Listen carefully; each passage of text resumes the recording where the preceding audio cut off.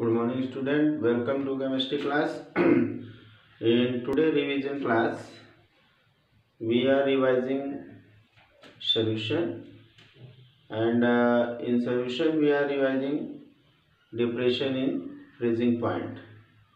And in yesterday class, we saw that what is freezing point and what is depression in freezing point. Now today we will see the depression in freezing point with the help of graph. Okay, suppose here is temperature,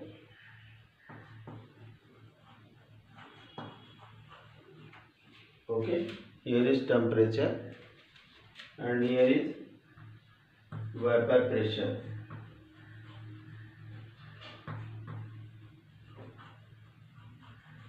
Okay, here is vapor pressure.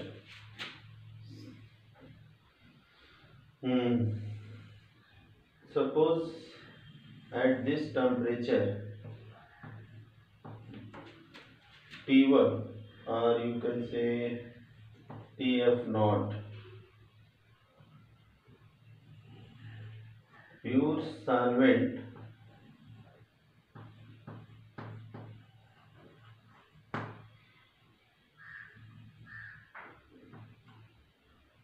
here is liquid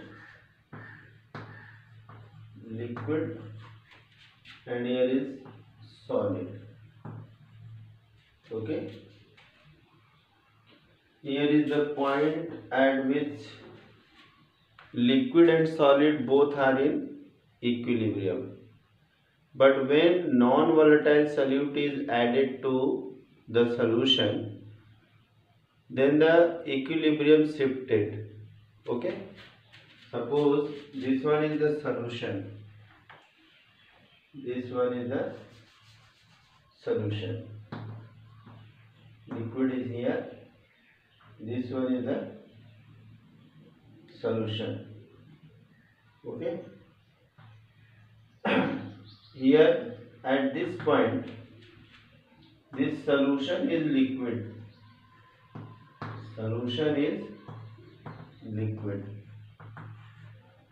okay, this solution is liquid.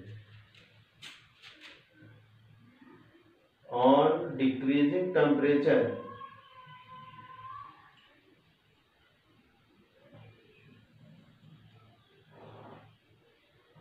at this temperature it becomes solid. Okay,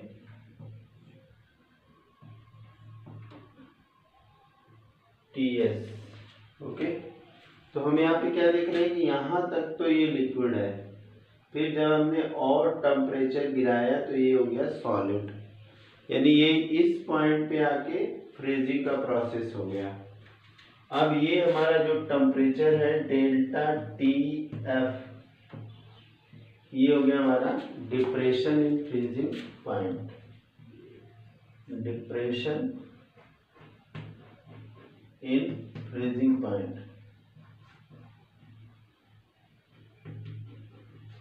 okay, freezing point.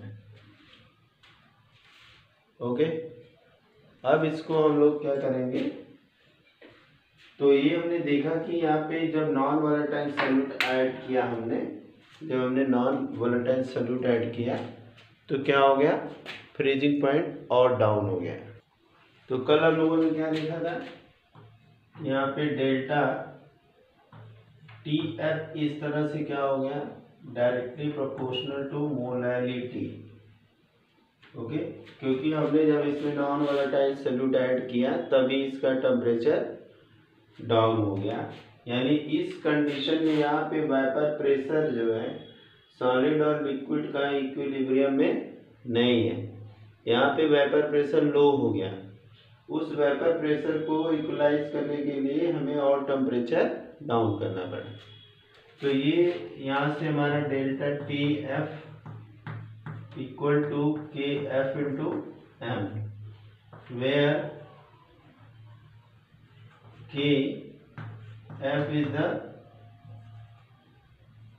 cryoscopic, you can say molar depression constant is Kf is molar depression constant.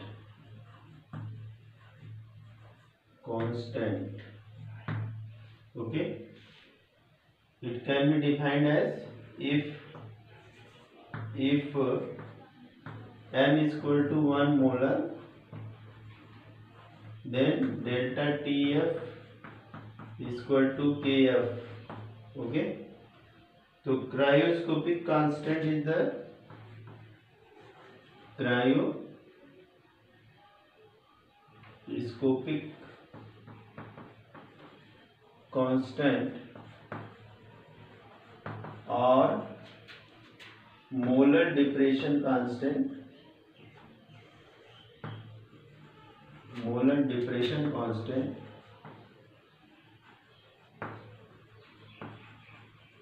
Constant is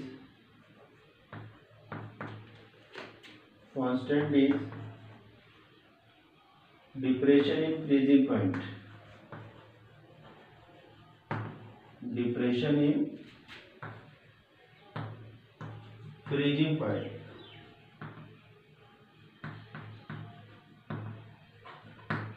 When concentration is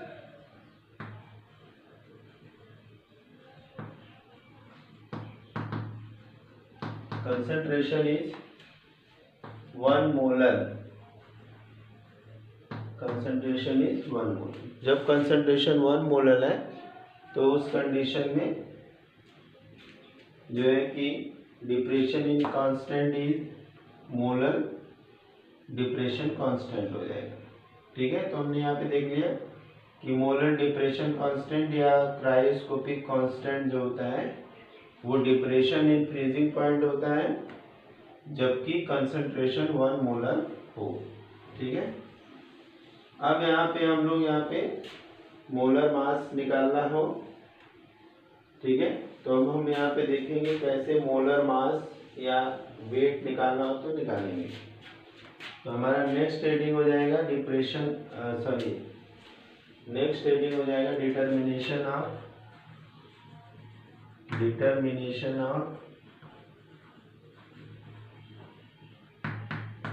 of molar mass of solute.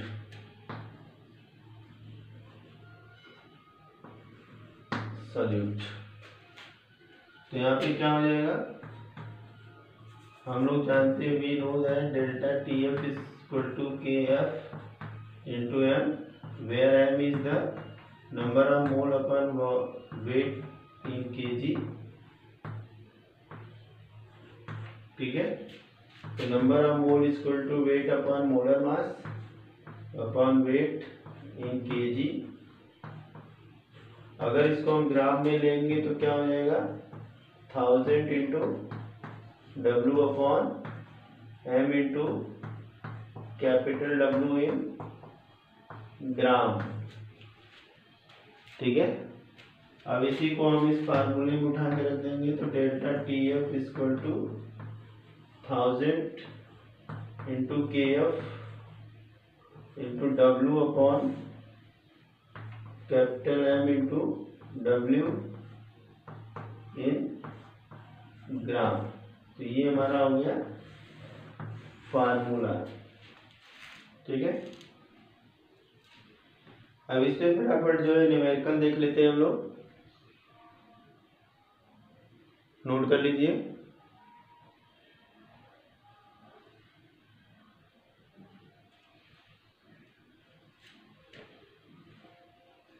Erase कर दें। यहाँ पे क्या क्या चीजें हैं तो सबको पता है, KF molar depression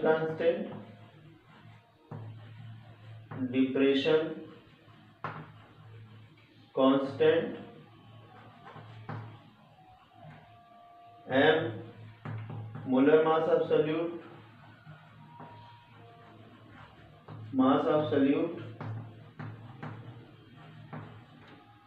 W weight of solute,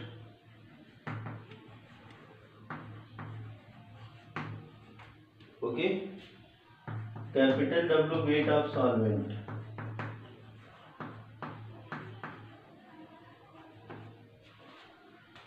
okay, और ये हो गया depression in freezing point.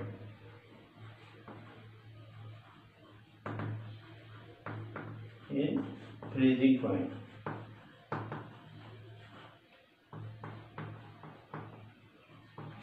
Okay, फटाफट इसको नोट कर लीजिए। अब इसके बाद हम लोग नेक्स्ट इस पे न्यूमेरिकल देख लेते हैं, फिर अगली प्रॉपर्टी में आ जाते हैं।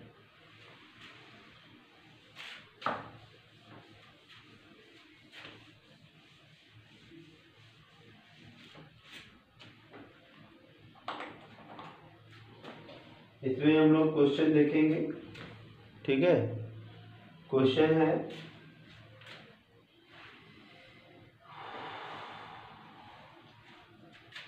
$15 gram of unknown, 15 gram of unknown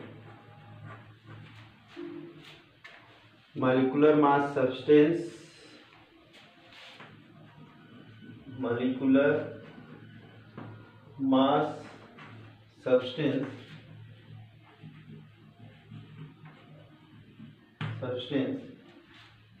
was dissolved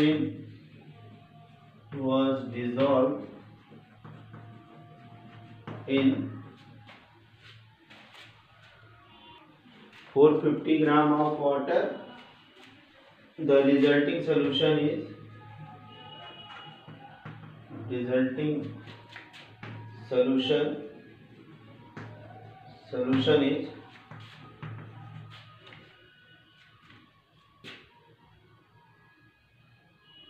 solution freezes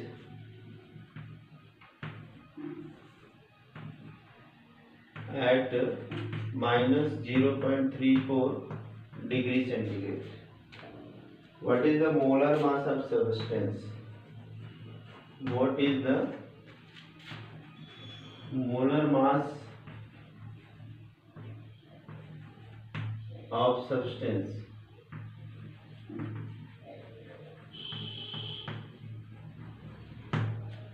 ठीक है, सब्सटेंस का मोलर मास क्या होगा? KF जो है वाटर के लिए 5.12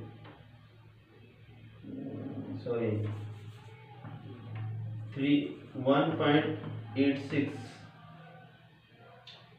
केल्विन kg पर मोल होता है, ठीक है। अब यहाँ पे हमें देखना है क्या क्या दिया हुआ है, क्या चीजें दी हुई हैं।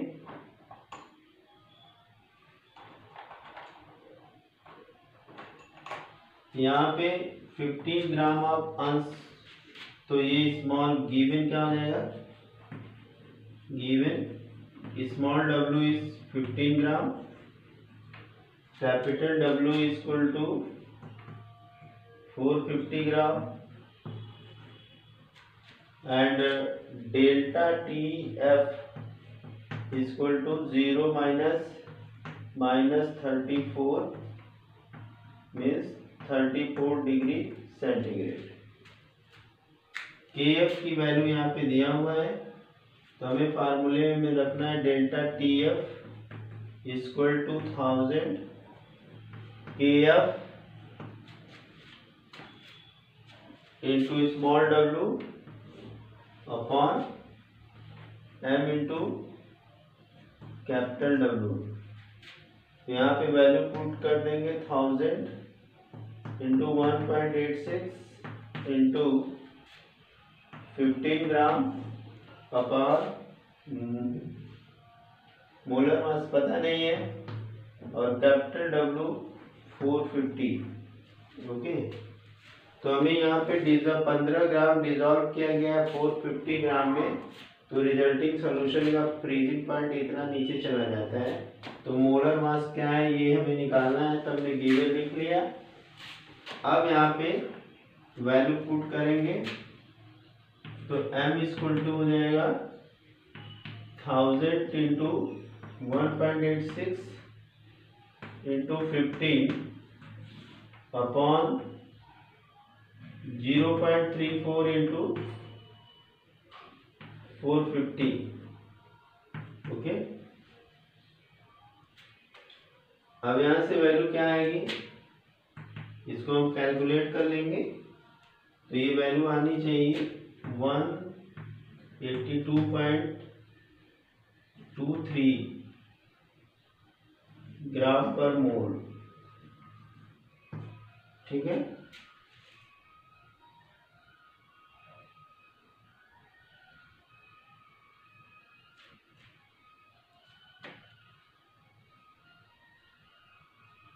हो गया। ये क्वेश्चन 2010 में पूछा हुआ था, क्वेश्चन जो है 2010 में। अब एक क्वेश्चन और देखते हैं।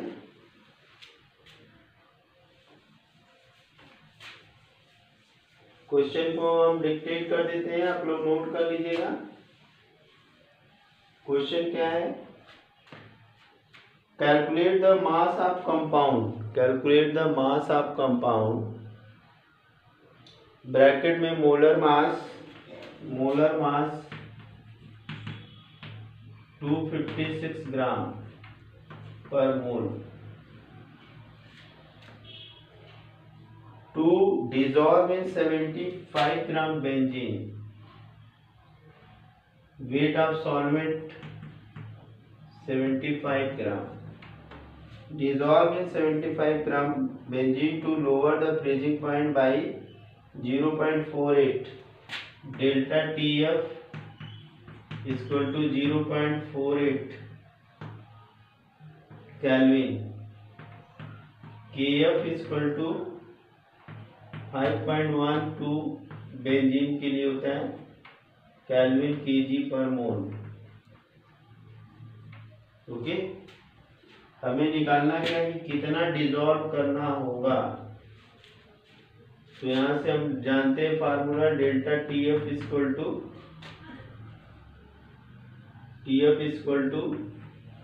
1000 into KF W upon capital W into capital M।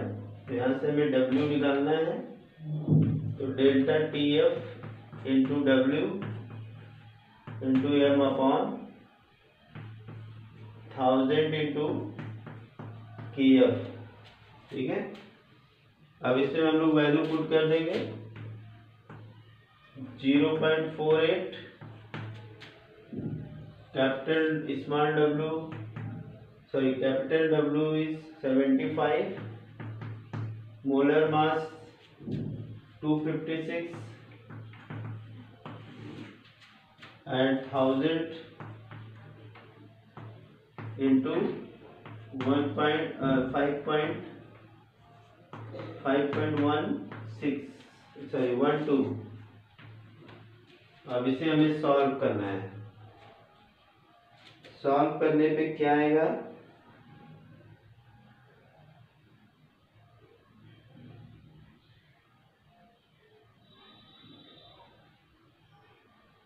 इसकी वैल्यू आनी चाहिए 1.8 ग्राम। ठीक है, अब इसे सॉल्व करना है। ठीक है, तो ये हमारा जो है कि आंसर हो गया। कोई दिक्कत नहीं होगी। मोलर मास दिया हुआ था, वेट दिया हुआ था सॉल्वेंट का, डेल्टा TF की वैल्यू, KF की वैल्यू दिया हुआ था और हमें W निकालना था। पूछा गया था कि कितना ग्राम बेंजीन के अंदर मिलाएं कि इसका फ्रीजिंग पॉइंट इतना गिर जाए। ठीक है, तो फ्रीजिंग पॉइंट इतना गिर जाए, इसके लिए हमें कितना जो है कि मास किसी सब्सटेंस का मिलाना पड़ेगा। तो पहले हमें फार्मूला, फिर फार्मूले का कन्वर्जन, फिर हमने वैल्यू पुट किया और आंसर आ गया। ठीक है, तो इस तरह से 1.8 ग्राम अगर मिलाएंगे तो फ्रीजिंग पॉइंट जो है कि 0.48 डिग्री केल्विन जो है कम हो जाएगी। ठीक है, चलिए और इसके बाद आते हैं नेक्स्ट, एक और क्वेश्चन देख लेते हैं।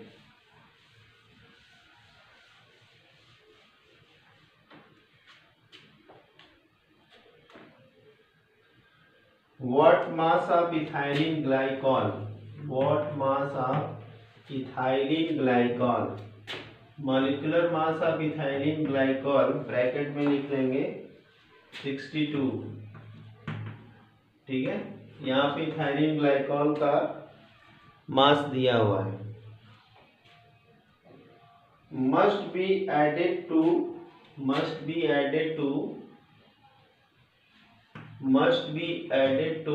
5.50 kg water. Okay, to lower the freezing point of water by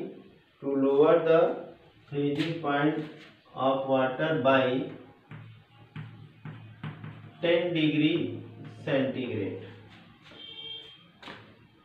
KF for water 1.86 Kelvin kg per mole। तो यहाँ से delta TF equal to 1000 into KF W upon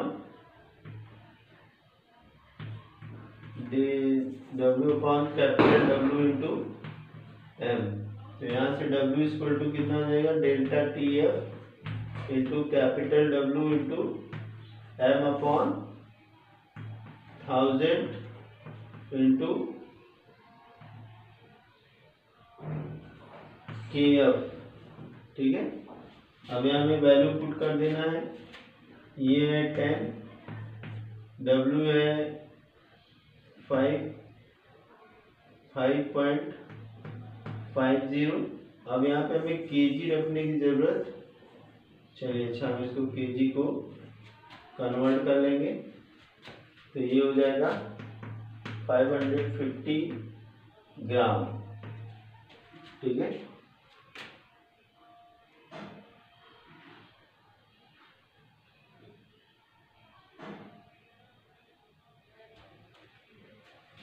one 0 मोर ग्राम। ठीक है, यहाँ से वैल्यू रख देंगे 5500 और M equal to 62 upon 1000 into 1.86। ठीक है, अब यहाँ से इसको सॉल्व कर लेंगे तो ये पता लग जाएगा कि कितना हमें ग्राम ऐड करना पड़ेगा।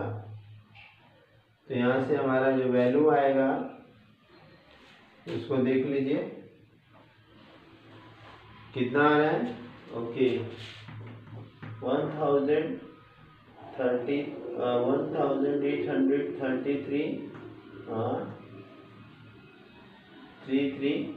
ग्राम। ओके, तो ये हमारा आंसर हो गया। इस तरह से हम लोग जो है कि इसको कंप्लीट कर लिए। अब नेक्स्ट टर्म आ जाते हैं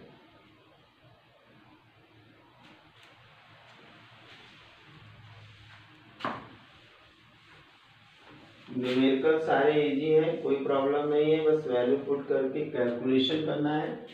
नया टॉपिक हम शुरू करेंगे यहाँ पे ऑस्मोसिस। ओके, ऑस्मोसिस आई बात समझ में? What is osmosis?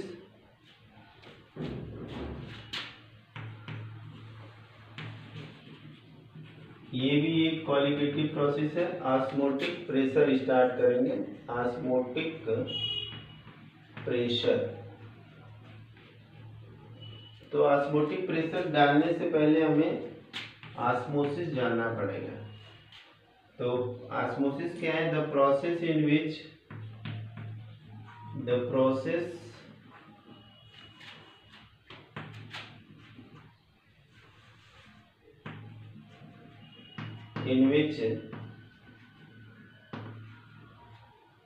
solvent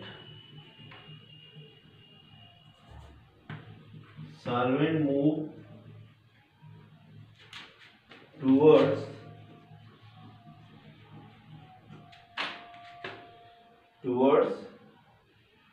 solution through the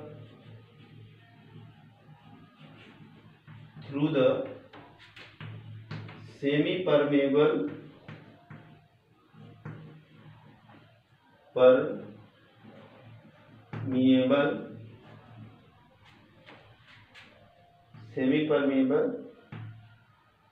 membrane. The process in which solvent move towards solution through the semi-permeable membrane is known as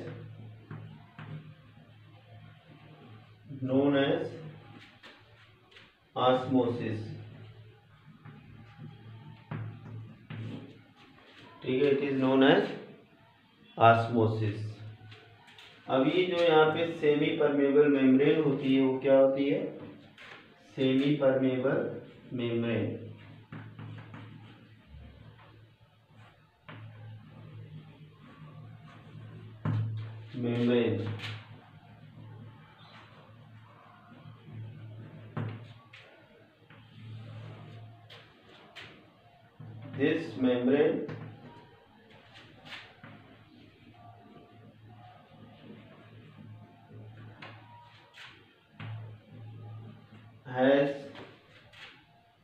This membrane can allow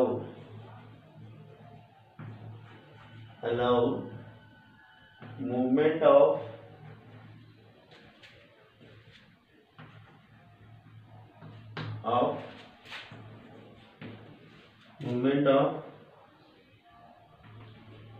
solvent particles through it.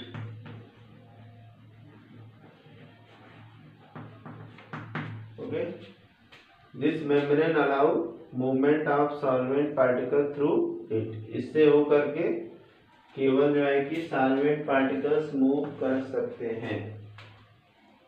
Okay, example animal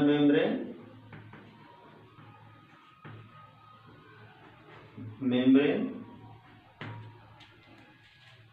parchment,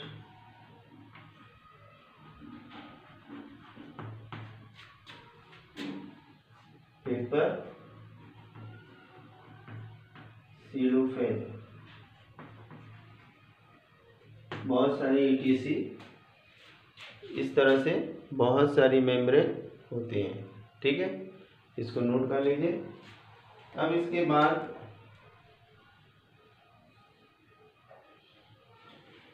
तो हम लोग osmosis जान गए, जिस process में solvent केवल move करता है सॉल्यूशन की तरफ through the semi permeable membrane, तो उसको हम कहते हैं ऑस्मोसिस. और सेमी परमेबल मेम्ब्रेन वो मेम्ब्रेन होती है जो केवल अलाउ करती है सॉल्वेंट के मूवमेंट को, जैसे animal membrane, cellophane, parchment paper, ये सब. ठीक है, तो अब इसके बाद हम लोग देखेंगे osmotic pressure.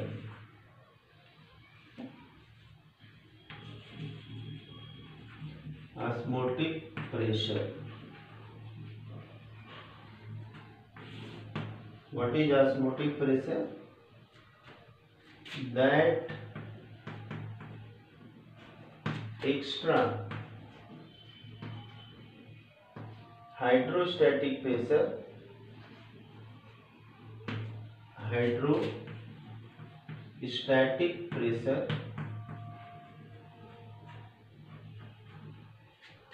which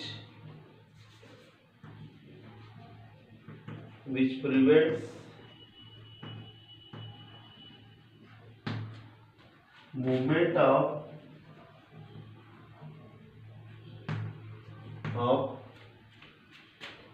that extra hydrostatic pressure which prevent movement of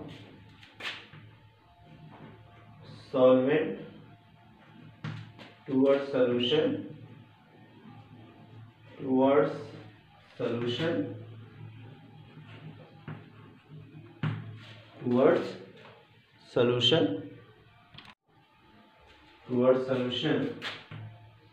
is known through the SPM semi permeable membrane is known as osmotic pressure.